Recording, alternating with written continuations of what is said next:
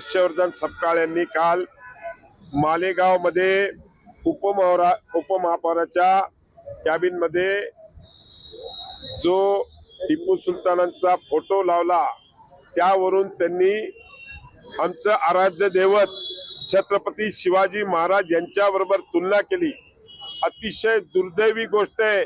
या महाराष्ट्राचे काँग्रेसचे अध्यक्ष यांना या महाराष्ट्राचा इतिहास माहित नाही की छत्रपती शिवाजी महाराजांच्यामुळेच आज हे स्वराज्य आपल्या सगळ्यांना मिळालेलं आहे।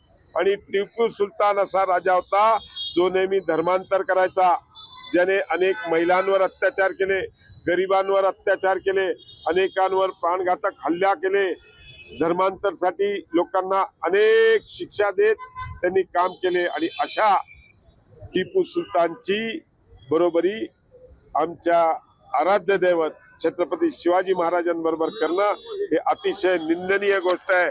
आणि माझ्या मते हर्षवर्धन सपकाळांनी इतिहासच वाचला नाही, आणि इतिहास वाचला असता तर त्यांना लक्षात आलं असतं की छत्रपती शिवाजी महाराजांची तुलना ही कोणाबरोबर होऊ शकत नाही। छत्रपती शिवाजी महाराज हे आमचे आराध्य दैवत आहे, आणि आमच्या आराध्य दैवताचा जर अपमान होत असेल तर आम्ही हर्षवर्धन सपकाळ यांना छत्रपती संभाजीनगर मध्ये पाऊल ठेवू देणार नाही।